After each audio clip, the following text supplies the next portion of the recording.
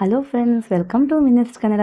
ಇವತ್ತಿನ ವಿಡಿಯೋದಲ್ಲಿ ನಾನು ಮನೆಯಲ್ಲೇ ಸಿಂಪಲ್ ಆಗಿ ರಾಗಿ ಮಣ್ಣಿನ ಮಕ್ಕಳಿಗೆ ಯಾವ ತರ ರೆಡಿ ಮಾಡ್ಕೊಡೋದು ಅನ್ನೋದರ ಬಗ್ಗೆ ತಿಳಿಸ್ಕೊಡ್ತಾ ಇದ್ದೀನಿ. ಅಂದರೆ ಮೊಳಕೆ ಬರಿಸಿದ ರಾಗಿ ಕಾಳಿನಿಂದ ಹಾಲನ್ನು ತೆಗೆದು ಯಾವ ತರ ಮಣ್ಣಿನ ರೆಡಿ ಮಾಡೋದು ಅನ್ನೋದನ್ನ ಈ ವಿಡಿಯೋದಲ್ಲಿ ತೋರಿಸ್ತಾ ಇದ್ದೀನಿ. ಹಾಗೆ ನನ್ನ ಚಾನಲ್ ಸಬ್ಸ್ಕ್ರೈಬ್ ಮಾಡದೆ ನೋಡ್ತಾ ಇದ್ರೆ ಪ್ಲೀಸ್ ಸಬ್ಸ್ಕ್ರೈಬ್ ಮಾಡಿ ಸಪೋರ್ಟ್ ಮಾಡಿ. ಬನ್ನಿ ವಿಡಿಯೋನ ಕಂಟಿನ್ಯೂ ಮಾಡೋಣ. ನಾನಿಲ್ಲಿ 1 ಲೋಟ ರಾಗಿ ಕಾಳನ್ನ ತಗೊಂಡಿದ್ದೀನಿ. ಅದನ್ನ ಪಾತ್ರೆಗೆ ಹಾಕ್ಬಿಟ್ಟು 2 ರಿಂದ 3 ಸಲ ನೀಟಾಗಿ ವಾಶ್ ಮಾಡ್ಕೋಬೇಕು.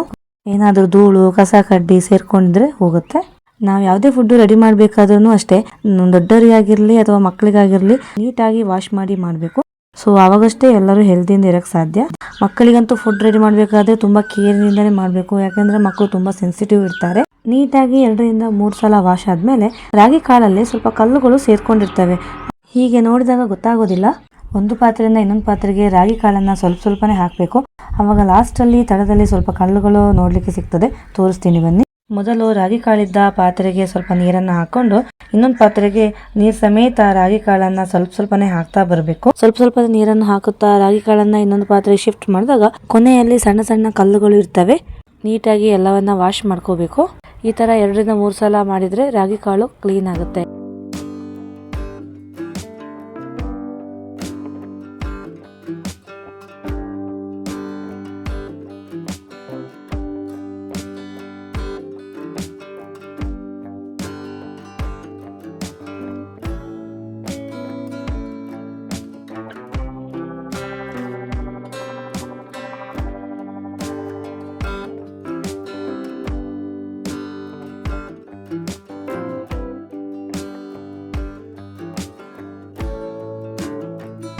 ನೋಡಿ ಎಷ್ಟು ನೀಟಾಗಿ ಕಲ್ಲುಗಳು ಕಾಣಿಸ್ತಾ ಇದೆ ಅಲ್ವಾ. ಕೆಲವೊಮ್ಮೆ ಅಂಗಡಿಯಿಂದ ತಂದ ರಾಗಿಯಲ್ಲಿ ಕಲ್ಲುಗಳು ಇಲ್ಲದೇ ಇರ್ಬೋದು, ಇದ್ರೂ ಇರ್ಬೋದು. ಸೊ ನಾವು ಚೆಕ್ ಮಾಡ್ಕೊಂಡು ಮಾಡಬೇಕು. ಸೊ ನಾನೀಗ ವಾಶ್ ಮಾಡಿ ಇಟ್ಟಾಯ್ತು. ನೆಕ್ಸ್ಟ್ ಇದನ್ನ ಮೊಳಕೆ ಬರಿಸಬೇಕು. ಇಲ್ಲಿ ಮೊಳಕೆ ಬರಿಸಲಿಕ್ಕೆ ಒಂದು ಸಣ್ಣ ಬಟ್ಟೆಯನ್ನು ನಾನು ತಗೋತಾ ಇದ್ದೀನಿ. ಯಾವ ಕಾಟನ್ ಬಟ್ಟೆಯನ್ನು ಕೂಡ ಯೂಸ್ ಮಾಡ್ಕೋಬಹುದು. ವೇಲ್ ಆಗಿರ್ಬೋದು, ಟವೆಲ್ ಆಗಿರ್ಬೋದು. ಕಾಟನ್ ಬಟ್ಟೆ ಆದ್ರೆ ಚೆನ್ನಾಗಿ ಮೊಳಕೆ ಬರುತ್ತೆ. ಆದಷ್ಟು ನೀರನ್ನು ಬಸಿದು ರಾಗಿ ಕಾಳನ್ನ ಬಟ್ಟೆಯಲ್ಲೇ ನೀಟಾಗಿ ಗಟ್ಟಿಯಾಗಿ ಕಟ್ಟಬೇಕು. 1 ದಿವಸ ಇಟ್ಟರೆ ಸಾಕು, ಚೆನ್ನಾಗಿ ಮೊಳಕೆ ಬರ್ತದೆ.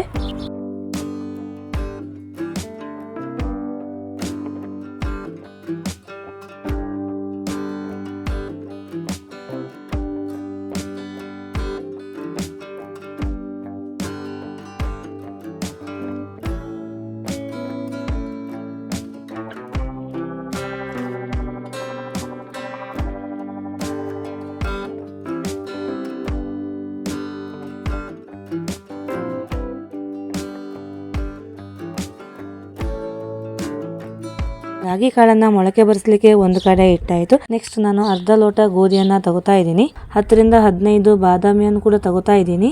ಆ ನಂತರ ಸ್ವಲ್ಪ ನೀರು ಸೇರಿಸಿ 2 ರಿಂದ 3 ಸಲ ವಾಶ್ ಮಾಡ್ತೀನಿ. ಆಮೇಲೆ ಸ್ವಲ್ಪ ನೀರನ್ನು ಸೇರಿಸಿ ನೆನೆಯಕ್ಕೆ ಬಿಡ್ತೇನೆ. ಬರೀ ರಾಗಿ ಕಾಳಿನ ಮಣ್ಣಿಯನ್ನು ಮಾಡಿ ಕೊಡ್ಬೋದು, ಬಟ್ ರಾಗಿ ಕಾಳು ತಂಪಾದ ಗುಣವನ್ನು ಹೊಂದಿದೆ. ಸೊ ಬರೀ ರಾಗಿ ಹಾಲು ಕೊಡೋದ್ರಿಂದ ಮಕ್ಕಳಿಗೆ ಶೀತ ಉಂಟಾಗಬಹುದು. ಗೋಧಿ ಕಾಳು ಉಷ್ಣತೆಯ ಗುಣವನ್ನು ಹೊಂದಿರುವುದರಿಂದ ಸಾಮಾನ್ಯವಾಗಿ ರಾಗಿ ಕಾಳಿನ ಜೊತೆ ಮಿಕ್ಸ್ ಮಾಡಿ ಕೊಡ್ತಾರೆ. ಈ ತರ ಎರಡನ್ನು ಕ್ಲಬ್ ಮಾಡಿ ಕೊಡೋದ್ರಿಂದ ಮಕ್ಕಳಿಗೆ ಅತಿ ಉಷ್ಣನೂ ಆಗಲ್ಲ, ಅತಿ ತಂಪು ಕೂಡ ಆಗಲ್ಲ. ನೋಡಿ, ನಾನಿಲ್ಲಿ 1 ದಿವಸ ಇಟ್ಟಿದ್ದೀನಿ, ಚೆನ್ನಾಗಿ ಮೊಳಕೆ ಬಂದಿದೆ. ಈ ತರ ರಾಗಿ ಕಾಳನ್ನ ಮೊಳಕೆ ಬರಿಸಿ ಕೊಡುವುದರಿಂದ ಮಕ್ಕಳ ಬೆಳವಣಿಗೆಗೆ ತುಂಬಾ ಒಳ್ಳೆಯದು. ಹೃದಯದ ಆರೋಗ್ಯಕ್ಕೂ ಕೂಡ ತುಂಬಾ ಒಳ್ಳೆಯದು. ಅಲ್ಲದೆ ದೇಹದ ಬೆಳವಣಿಗೆಗೆ ಪೋಷಕ ಸತ್ವವನ್ನು ಕೂಡ ಕೊಡುತ್ತದೆ. ಹಾಗೂ ಮೂಳೆಯನ್ನು ಸ್ಟ್ರಾಂಗ್ ಮಾಡ್ತದೆ ಮತ್ತು ಬ್ರೈನಿಗೂ ಕೂಡ ತುಂಬಾ ಒಳ್ಳೆಯದು.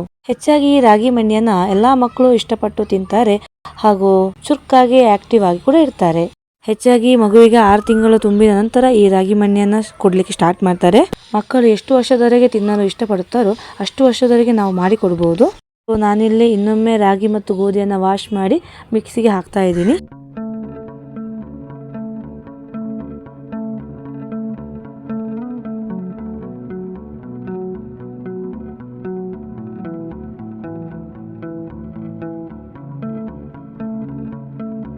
ಸ್ವಲ್ಪ ಮೊಳಕೆ ಬರಿಸಿದ ರಾಗಿ ಜೊತೆಗೆ ಗೋಧಿ ಮತ್ತು ಬಾದಾಮಿ, ಸ್ವಲ್ಪ ನೀರನ್ನು ಕೂಡ ಹಾಕಿ ಚೆನ್ನಾಗಿ ನುಣ್ಣಗೆ ರುಬ್ಬುತ್ತಾ ಇದ್ದೀನಿ.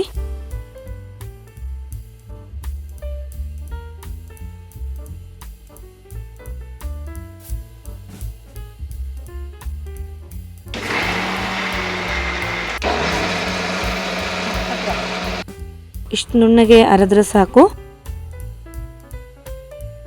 ನಾನಿಲ್ಲಿ 2 ಮೆಥಡಲ್ಲಿ ರಾಗಿ ಹಾಲನ್ನು ತೆಗೆಯುವ ರೀತಿಯನ್ನು ತೋರಿಸ್ತಾ ಇದ್ದೀನಿ. ಫಸ್ಟ್ ಮೆಥಡ್ ಇದು, ಬಟ್ಟೆಯಿಂದ ಸೋಸಿ ತೆಗೆಯೋದು. ನುಣ್ಣಗೆ ಅರೆದ ರಾಗಿ ಹಾಲನ್ನ ಬಟ್ಟೆಗೆ ಹಾಕಿ ನೀಟಾಗಿ ಹಿಂಡಿ ತೆಗಿಬೇಕು. ನಮ್ಮ ಹಿರಿಯರೆಲ್ಲ ಇದೇ ತರನೇ ಬಟ್ಟೆಯಿಂದ ಸೋಸಿ ರಾಗಿ ಹಾಲನ್ನ ತೆಗಿತಾ ಇದ್ರು. ಇದು ಸಂಪೂರ್ಣವಾಗಿ ರಾಗಿ ಹಾಲು ಬಂದಿರೋದಿಲ್ಲ. ಪುನಃ ರಾಗಿ ಮಿಶ್ರಣಕ್ಕೆ ಸ್ವಲ್ಪ ನೀರನ್ನು ಸೇರಿಸಿ ಗ್ರೈಂಡ್ ಮಾಡಿ ಪುನಃ ಹಿಂಡಬೇಕು. ಈ ಥರ 2-3 ಸಲ ಪ್ರೋಸೆಸ್ ಮಾಡಿದ್ಮೇಲೆ ರಾಗಿ ಹಾಲು ನೀಟಾಗಿ ರಾಗಿ ಕಾಳಿನಿಂದ ಬಿಟ್ಟಿರ್ತದೆ.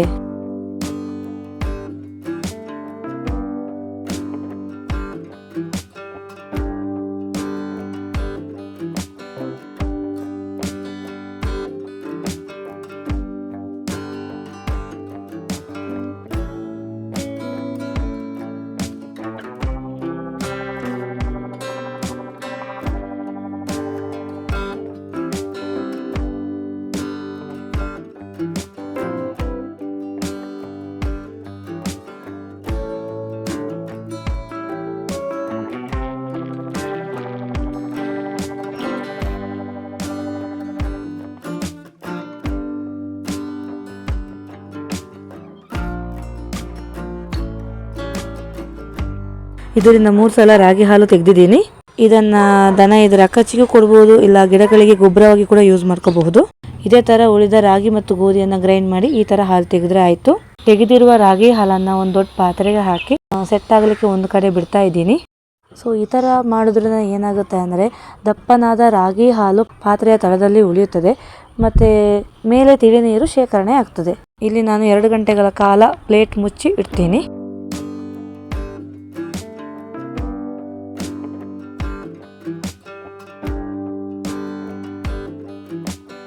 ಎರಡನೇ ಮೆಥಡ್ ಯಾವ ಥರ ಅಂದರೆ ಗ್ರೈಂಡಿಂಗ್ ಎಲ್ಲ ಸೇಮ್, ಸ್ವಲ್ಪ ರಾಗಿ ಕಾಳು, ಗೋಧಿ, ಬಾದಾಮಿ ಹಾಕಿ ಸ್ಮೂತಾಗಿ ಗ್ರೈಂಡ್ ಮಾಡೋದು. ಬಟ್ ಬಟ್ಟೆ ಬದಲಾಗಿ ಸ್ಟ್ರೈನರನ್ನು ಯೂಸ್ ಮಾಡಿಕೊಂಡು ರಾಗಿ ಹಾಲನ್ನು ತೆಗೆಯುವಂಥದ್ದು. ಬಟ್ಟೆಗಿಂತ ಈ ಸ್ಟ್ರೈನರಲ್ಲಿ ಮಾಡೋದು ಈಸಿ ಅಂತಲೇ ಹೇಳ್ಬೋದು. ಸ್ಟ್ರೈನರಿಗೆ ರಾಗಿ ಹಾಲನ್ನು ಹಾಕಿ ಚೆನ್ನಾಗಿ ಕಲಸಿ ಸ್ವಲ್ಪನೇ ನೀರನ್ನು ಆ್ಯಡ್ ಮಾಡ್ತಾ ಚೆನ್ನಾಗಿ ಕಲಿಸ್ತಾ ಬರಬೇಕು. ರಾಗಿ ಹಾಲು ಬಿಡೋವರೆಗೂ ಸ್ವಲ್ಪನೇ ನೀರು ಹಾಕಿ ಚೆನ್ನಾಗಿ ಕಲಿಸ್ತಾ ಬರಬೇಕು. ಕೊನೆಗೆ ಅದನ್ನು ಹಿಂಡಿ ತೆಗೆದ್ರೆ ಆಯಿತು. ಫಸ್ಟ್ ಮೆಥಡಿಗಿಂತ ಈ ಮೆಥಡ್ ಸ್ವಲ್ಪ ಈಸಿ ಅಂತಲೇ ಹೇಳ್ಬೋದು. ನನ್ನ ಮಗಳ ರಾಗಿ ಮಣ್ಣಿ ಖಾಲಿ ಆದಾಗ ನಾನು ಇದೇ ಥರನೇ ಪ್ರಿಪೇರ್ ಮಾಡೋದು. ಅಂದರೆ 2 ಮೆಥಡ್ ಕೂಡ ನಾನು ಯೂಸ್ ಮಾಡ್ತೇನೆ. ಬಟ್ಟೆಯಲ್ಲಿ ರಾಗಿ ಹಾಲು ತೆಗೆದು ರಾಗಿ ಮಣ್ಣಿ ರೆಡಿ ಮಾಡ್ತೇನೆ. ಇನ್ನು ಕೆಲವೊಮ್ಮೆ ಸ್ಟ್ರೈನರ್ ಯೂಸ್ ಮಾಡ್ಕೊಂಡು ಮಾಡ್ತೇನೆ. ಬಟ್ ಅಂಥ ಡಿಫ್ರೆನ್ಸ್ ಏನೂ ಬರೋದಿಲ್ಲ, ಟೇಸ್ಟ್ ಸೇಮ್ ಇರ್ತದೆ.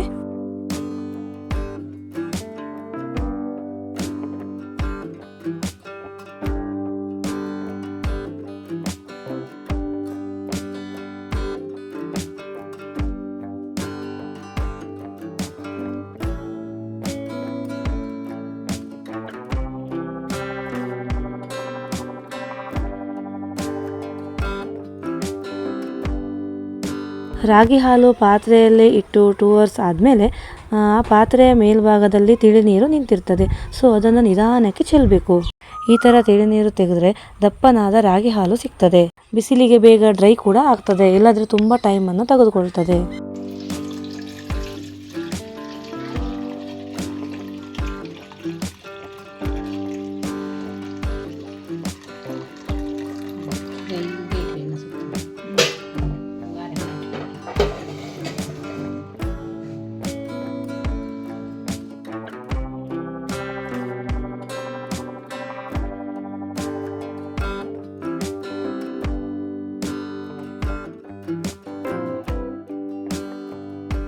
ದಪ್ಪನಾದ ರಾಗಿ ಹಾಲು ತೆಗೆದಾಯಿತು. ಇದನ್ನು 2 ಥರದಲ್ಲಿ ಒಣಗಿಸ್ಬೋದು. ಫಸ್ಟ್ ಮೆಥಡ್ ಹೇಳ್ತಾ ಇದ್ದೀನಿ. ಒಂದು ಪ್ಲೇಟ್ ತಗೊಂಡು ಸ್ವಲ್ಪ ಬೂದಿ ಅಥವಾ ಮರಳು ಇದ್ದರೆ ಆ ಪ್ಲೇಟ್ ಮೇಲೆ ಚೆನ್ನಾಗಿ ಹರಡಬೇಕು. ನಂತರ ಒಂದು ಕಾಟನ್ ಬಟ್ಟೆ ತಗೊಂಡು ಡಬಲ್ ಲೇಯರ್ ಮಾಡಿ ಅದರ ಮೇಲೆ ಹಾಸಬೇಕು. ನಂತರ ಅದರ ಮೇಲೆ ದಪ್ಪನಾದ ರಾಗಿ ಮಣ್ಣಿಯನ್ನು ಹಾಕಬೇಕು. ಸೊ ಈ ಥರ ಮಾಡೋದರಿಂದ ರಾಗಿ ಹಾಲಿನಲ್ಲಿರುವ ನೀರಿನಂಶಗಳು ಬೇಗನೆ ಹೋಗಿ ಬೇಗನೆ ಡ್ರೈ ಆಗಲಿಕ್ಕೆ ಸುಲಭ ಆಗ್ತದೆ. ಸೊ ಬಿಸಿಲು ಕಡಿಮೆ ಇದ್ದಾಗ ನಾವು ಈ ಮೆಥಡನ್ನು ಫಾಲೋ ಮಾಡ್ಬೋದು.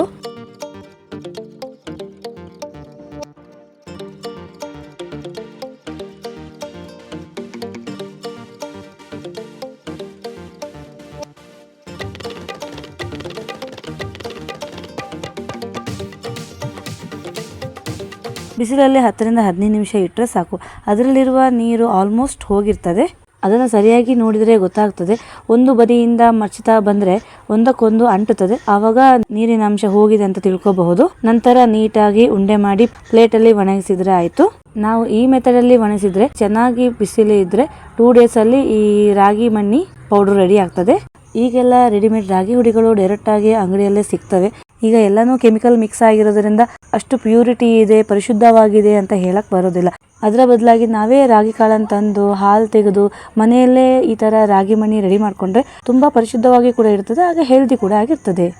ಈ ಥರ ಸಣ್ಣ ಸಣ್ಣ ಉಂಡೆ ಮಾಡಿ ಬಿಸಿಲಲ್ಲಿ ಚೆನ್ನಾಗಿ ಒಣಗಿಸ್ತಿದ್ದೀವಿ. ಬಿಸಿಲಲ್ಲಿ ಚೆನ್ನಾಗಿ ಒಣಗಿದ್ರೆ ಇದು ಬೇಗ ಹಾಳಾಗೋದಿಲ್ಲ, ಬೂಸ್ಟ್ ಕೂಡ ಬರೋದಿಲ್ಲ, ತುಂಬ ತಿಂಗಳುಗಳು ಕೂಡ ಇಟ್ಕೋಬಹುದು.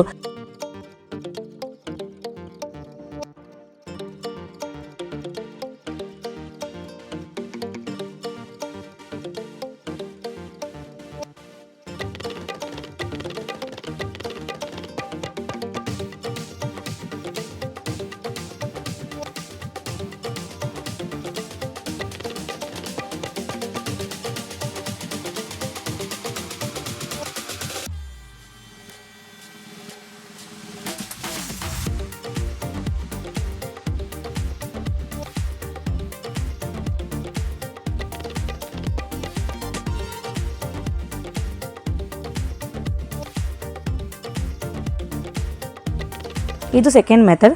ಒಂದು ದೊಡ್ಡ ಪ್ಲೇಟ್ ತಗೊಂಡು ರಾಗಿ ಹಾಲನ್ನು ನೀಟಾಗಿ ಹರಡಬೇಕು, ಸ್ವಲ್ಪ ತೆಳುವಾಗಿ ಹರಡಬೇಕು. ಇದಕ್ಕೆ ಸ್ವಲ್ಪ ಜಾಸ್ತಿ ಬಿಸಿಲು ಬೇಕು, 4 ರಿಂದ 5 ಬಿಸಿಲು ಬೇಕಾಗ್ತದೆ.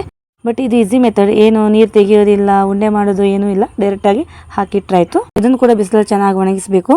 4 ದಿವಸಗಳ ನಂತರ ಇದು ಈ ಥರ ಡ್ರೈ ಆಗಿದೆ. ಕೈಯಲ್ಲಿ ಹಿಡ್ಕೊಂಡ್ರೆ ಸಾಕು, ಡ್ರೈ ಆಗಿರ್ತದೆ, ನೀರಿನಂಶ ಏನೂ ಇರೋದಿಲ್ಲ, ಆಮೇಲೆ ಬೇಗ ಕಟ್ ಆಗ್ತದೆ.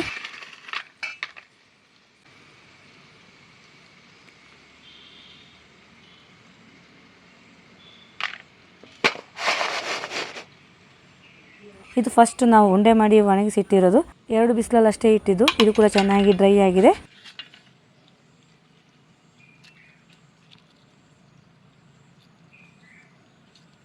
ನೀಟಾಗಿ ಒಣಗಿದ ಮೇಲೆ ಲಿಡ್ ಗಟ್ಟಿಯಾಗಿರುವಂತಹ ಬಾಕ್ಸಿಗೆ ಹಾಕಿಟ್ರಾಯ್ತು. ತುಂಬ ತಿಂಗಳ ಕಾಲ ಬರ್ತದೆ.